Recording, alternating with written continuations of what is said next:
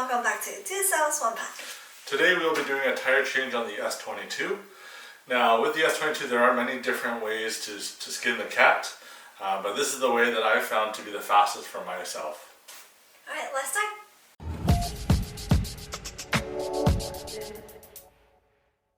These are the tools you'll need to do a tire change on the S22. A 4 and 5mm hex, a PH2 screwdriver, a set of tire spoons, and a tire valve core removal tool. Peeling off the seat will expose the 2 Phillips screws that we need to remove in order to get access to the control board.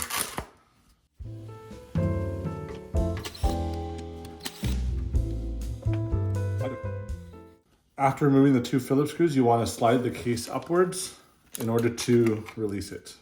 Once that is removed, we will now get our 4mm hex and remove the 8 bolts that surround the control board.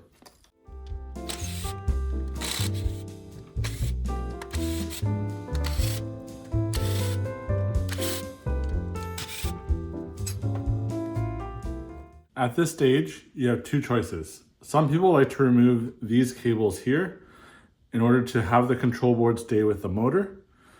Some people prefer to remove the phase wires and the hall sensor and leave these intact. I am part of the latter club, so this is what I will do.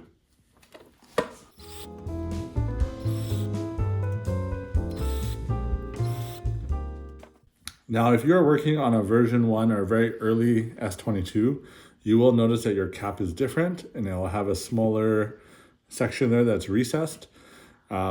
They're not interchangeable, so if you do break it, just make sure you're getting the right cap to replace it. The version 2 caps have a wider base all the way through. Now again, when you're removing your phase wires, if you go with this route, just make sure that you keep track of the colors and orientation.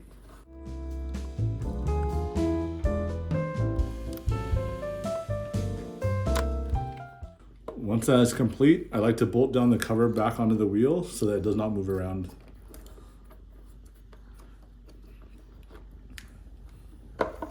Now just be sure when you're putting these connectors back into the hole that you're not crimping any of these wires, as they are easy to crimp. Now for safety, in order to prevent any accidents, I do like to put a couple screws back here. This is just to make sure that it stays as one piece.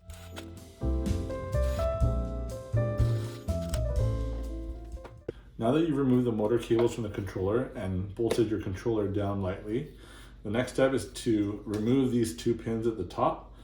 By removing these 2 pins, it will allow you to slide the body off the motor frame. Now when you're doing this, I usually use power tools, but you can see that I'm using these 2 5mm Allen keys. And the reason why is these bolts are quite easy to strip. So I like to loosen them using the Allen keys, and then I can go in and finish it with a power tool.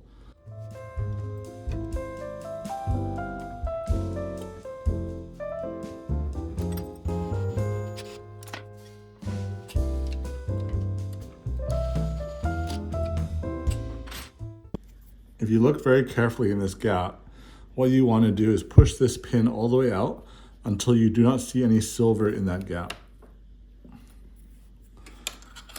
This will release the bottom suspension arm, but retain the lift handle and the washer that's there. If you want to push the pin all the way out, you can do that as well. It's just more pieces for you to put back in.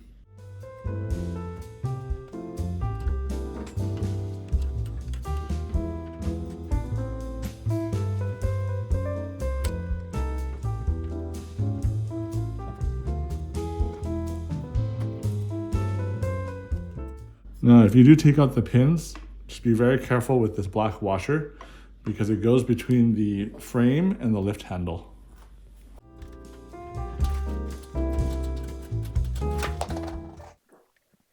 Now we'll lift the body off the motor.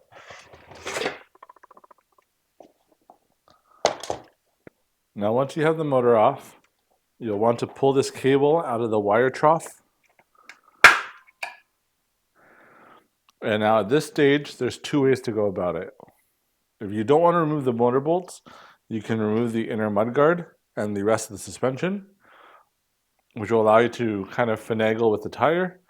My recommendation is to just remove the 4 motor bolts. Now sometimes these may get stuck, so it will be good to heat them up in order to loosen it, or you can use a hammer. Just be very careful not to strip the bolt.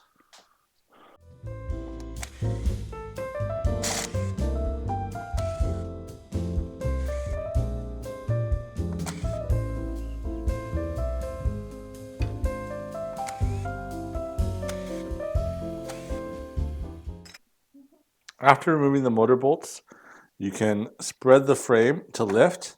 Just make sure you feed this cable through while you're doing it.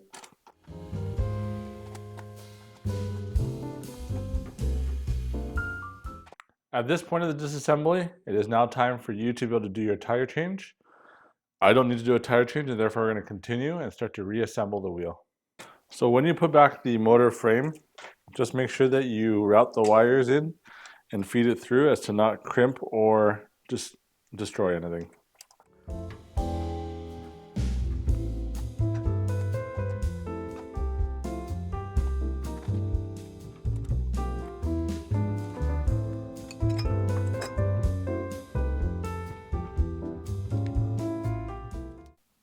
Once you have the motor cable going through the correct hole, I like to align one of the holes with the screw hole,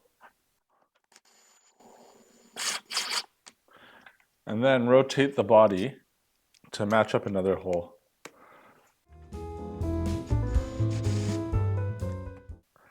Now that the two bolts are in, it will help you align the rest of the bolt, and you can slowly go around securing it.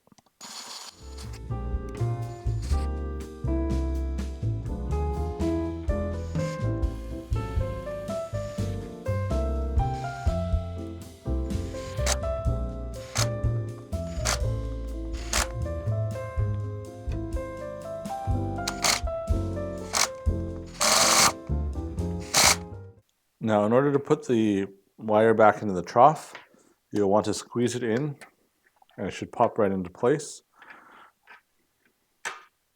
With this top one, it can be a little bit tricky, so I like to use a long screwdriver of any sort to help me pry it open.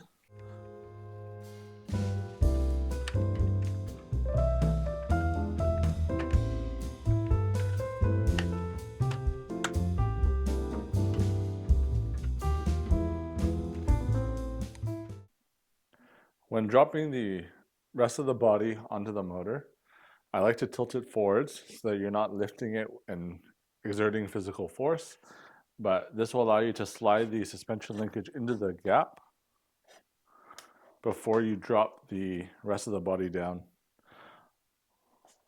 First, we will secure these two pieces, and then we'll go and do the rest. When putting in the lift handle, do not forget the black washer. A black washer goes between the lift handle and the black frame.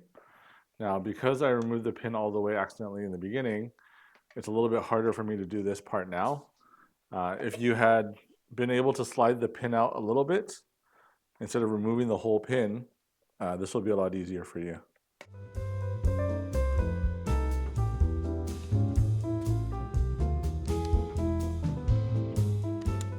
Now, the trick with aligning the pins is to look in from the inside here. And what you want to do is lift the wheel, tilt the wheel forward and back to make sure that all the holes line up, and then push the pin through. So when you're trying to line up the pins, you'll look at this hole and you'll be able to see this suspension linkage move. So you want to tilt forwards to bring the suspension downwards, and tilt the wheel backwards to move the suspension further inwards. So in this way, you can kind of manipulate the wheel without putting too much physical exertion to line up the push it through. Once this is in, it's going to stay there. We just have to secure it.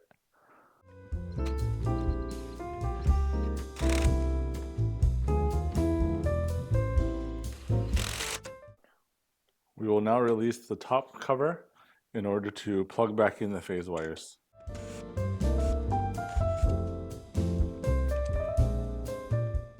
Hard to work in this way because it's going away from gravity. So if you tilt the wheel all the way to the front, you can let the screw and all the phase wires work with gravity.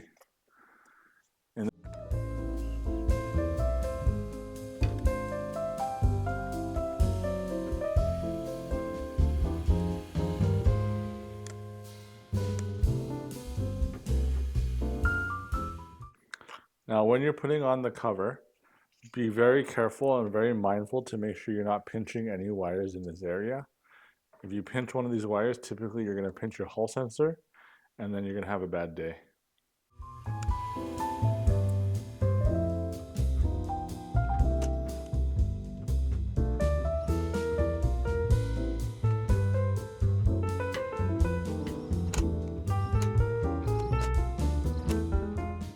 Once that is done, you'll want to put the cover back on, but as you can see, all these cables have now come out. To put them in as best as I can before closing the cover, because again, you don't want to pinch any wires.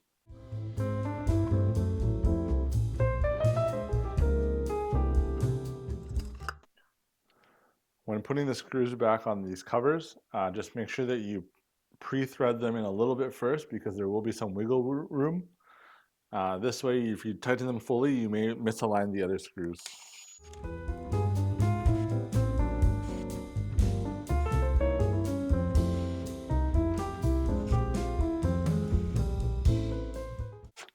Once all of those screws are pre-threaded, you can go and tighten them all.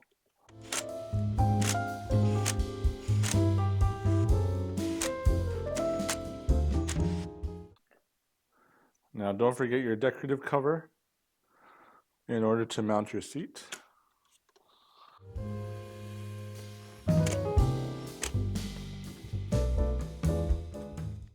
That brings us to the end of the S22 tire change video.